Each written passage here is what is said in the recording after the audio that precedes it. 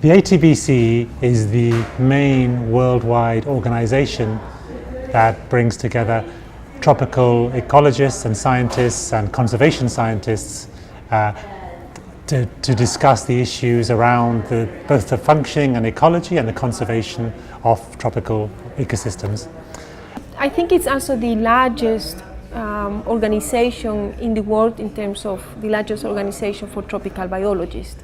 It's a diverse international association of people dedicated to the science and conservation of tropical ecosystems. People often want to know, so how did the society actually start?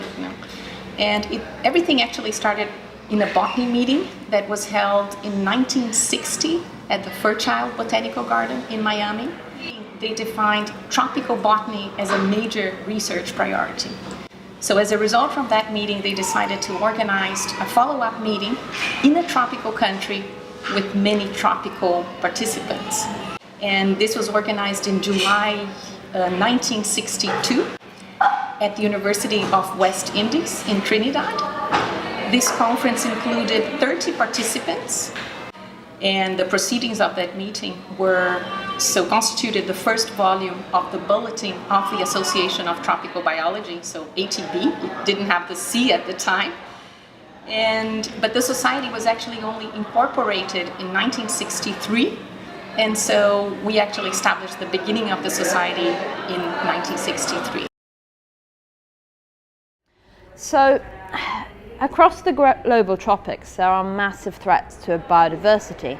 And in order to develop effective management plans for conservation and develop appropriate priorities, we need more researchers. But typically, these are the parts of the world where people have the least access to training opportunities.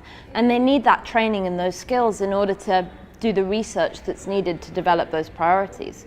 So the ATBC tries to fill in that gap by making sure that our meetings always have a complete program of other capacity building activities, from mentoring sessions to soft skills, things that teach students how to write grants, how to write CVs, how to present, all of the skills that are essential for them to be effective and confident researchers.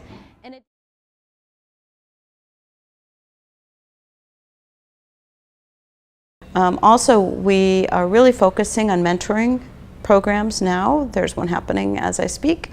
And providing opportunities for young researchers to learn from older, more established researchers.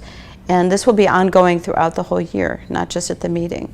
And we're hoping that this program will grow and become a real core of what we do. The main program that I've been involved is mentoring.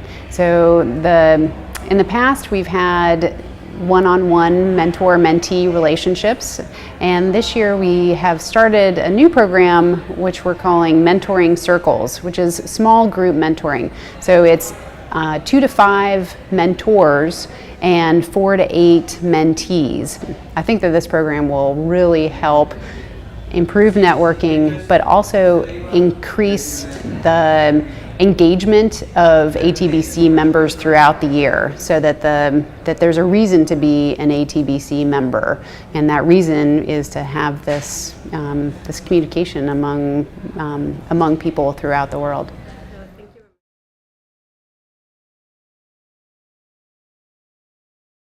So the Conservation Committee is a group of scientists in ATBC whose focus is to develop a conservation policy for our organization. So every year the ATBC Conservation Committee attends the annual meeting, and we come up with a strategy or a declaration that comes from that meeting. And the declaration is about a topic of conservation interest.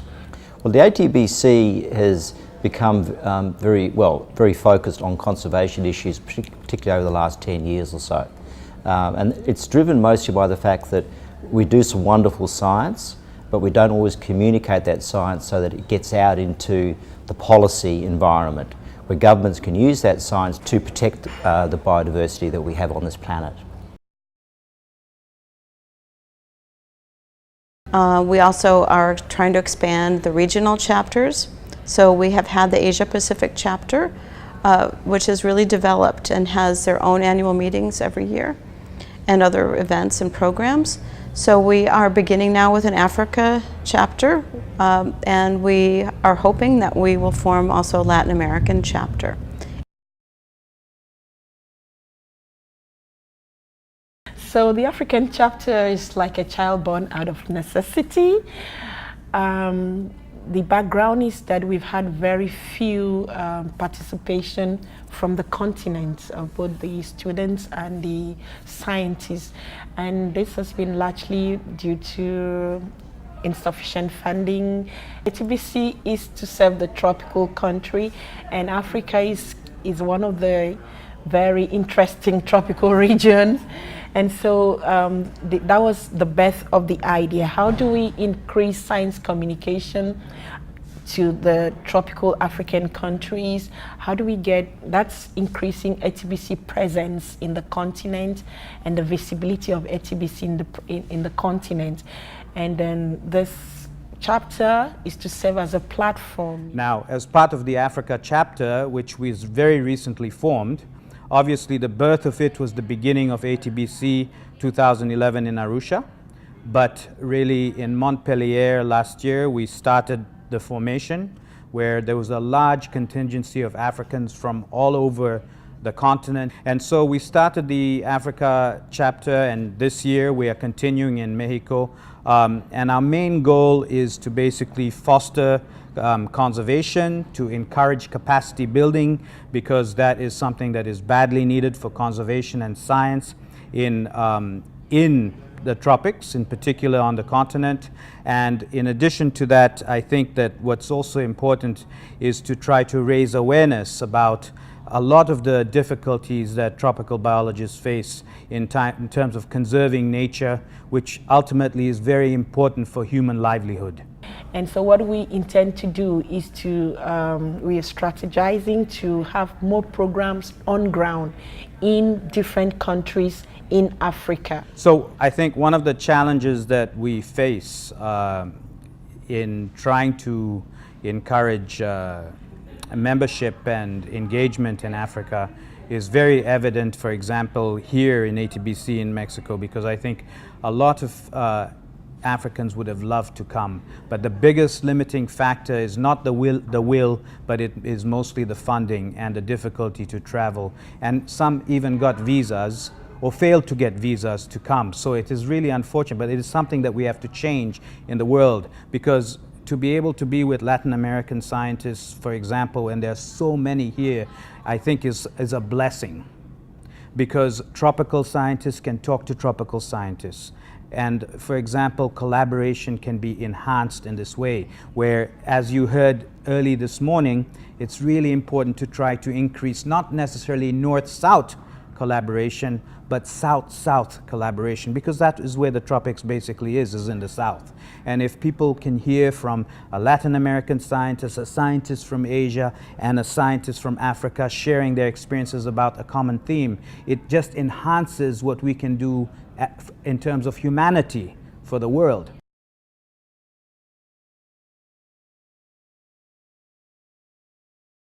All right, so the Asia Pacific chapter was conceived in 2006, and we had our first meeting in India in 2007.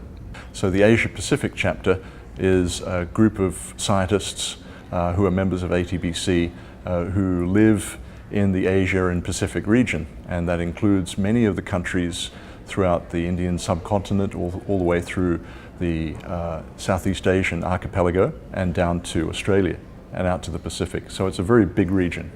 It covers many different language groups and religious groups, and also ecosystems. So we have many different types of biodiversity through that region and many different challenges facing their conservation. Within the Asia Pacific region, we have a slightly different remit. The Asia Pacific is actually one of the most threatened parts of the world in terms of biodiversity loss. We have the highest rates of deforestation in the tropics and very high rates of hunting, as well as a whole gamut of other threats to biodiversity. So engaging in this region is very important, but it's very challenging because it's such a heterogeneous region. Every country speaks different languages, and traditionally that's meant there's been very little interaction between neighbouring countries. We've also got more involved in other elements of capacity building in the Asia-Pacific region. Both Tony and I run longer field courses, but this year we also instigated and collaborated with the university in Thailand to have a Young Scientist Conference.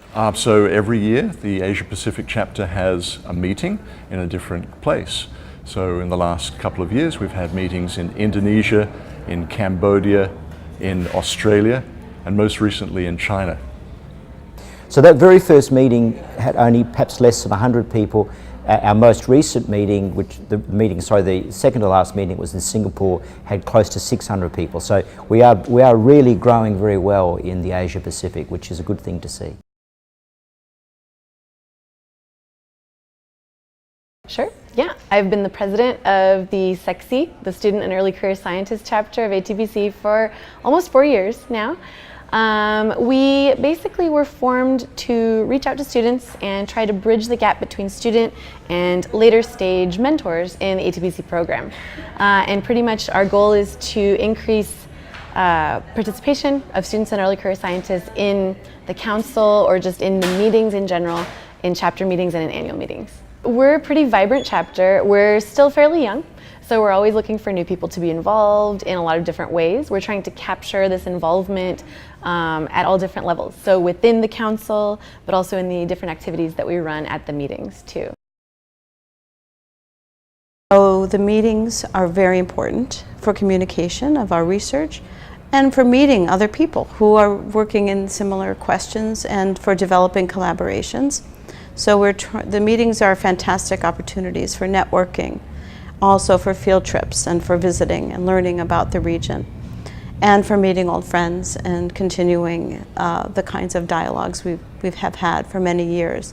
Well, I have involved in the organization of 2 meetings, one in Morelia in 2007 and now in Merida in this year. And that component of the young researchers is very important for the future of not only of this tropical biology field, but also in advanced science in general for conservation of this tropical biodiversity. Being ATBC for me is like a great opportunity because I always wanted to come to the meeting, and this is the first time. It's something that is very interesting and surprised me because it's an opportunity first to know people that I've read like manuscripts about, like they are in the core, like in the top of the conservation of tropical forests and tropical environments. So it's like a good opportunity to learn.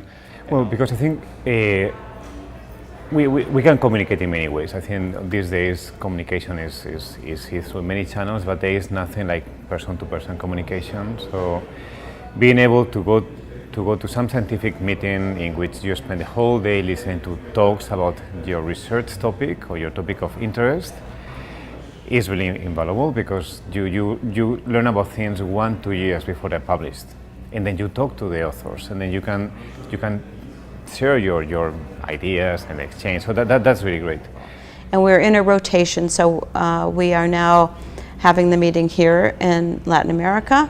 Next year it's going to be in Kuching in Malaysia, and the year after that it's going to be in Madagascar. Well, I will organize the next global meeting in 2018 in Kuching, in Sabah, Borneo. And the annual conference is probably the most important activity that the society holds every year. Is the moment that we all meet, like right now here in Merida. So, and we just approved the 2020 meeting, which is going to be back in Latin America, in Cartagena. So we're going full circle, and we hope to continue that pattern around the world. The publication through Biotropica is a very big component of what we do. Biotropica is the Society's journal. We publish over 100 articles a year describing some of the most exciting and interesting research in tropical biology today. It's a very important outlet, especially for the work of students. Over 40% of our articles have students as the first author.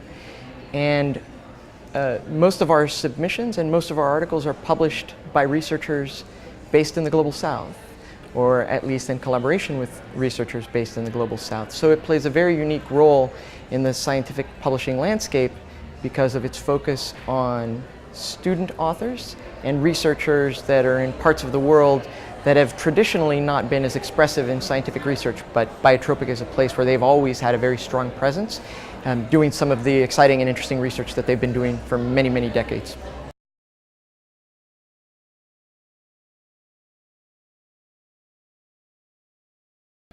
If you have the opportunity to come, you should try as much as possible. There are lots of ways to get funding to come here, even through the ATBC committee or even through local universities.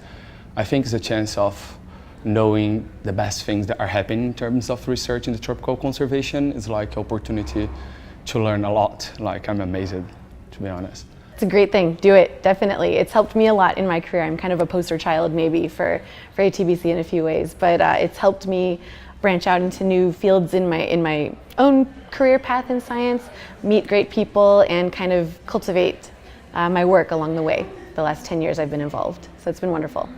I think this is a member society, and we need members to be more proactive and to feel that this is the place for them to share the views, to really communicate with the society, what kind of ATBC they want in the future, because it's going to be a time of change. In the next 5-10 years, the society is going to change a lot, and we need the members to be part of this change. So then, I encourage people to join the council, and what we want is vision, where we want to be and how we want to do that. I would just encourage people to make it their ATBC. As councillors, as committee members, we are facilitators. We're not there for ourselves. We are there to make it something for the society and for the regions that we care about. But we can't do that unless people engage with us and tell us what they want to see. What are their priorities? What are their needs? What are the gaps? Where are the areas that we're still not reaching? And how could we help build those regions? So I would encourage anyone who's watching this to come and talk to us. We're all humans, we all care. Showing that people can do it. Showing that even as a single individual, we can often make a difference. And that difference might be the only thing that is saving an area of rainforest with endemic species, or saving an individual species, or even just making the public care. If you're watching, get involved, interact, talk to us, and take part in as much as you can. And if you want to get more involved, come and talk to us about that too, because we're all just conservation scientists and we all have new perspectives to bring. Join the family, and you'll have a great time. Come to our meetings, submit your articles to Biotropica. Join the ATBC. It's a fantastic place to interact, to talk, to learn, to get inspired, and to make friendships and to make partnerships for the rest of your life. So join the ATBC.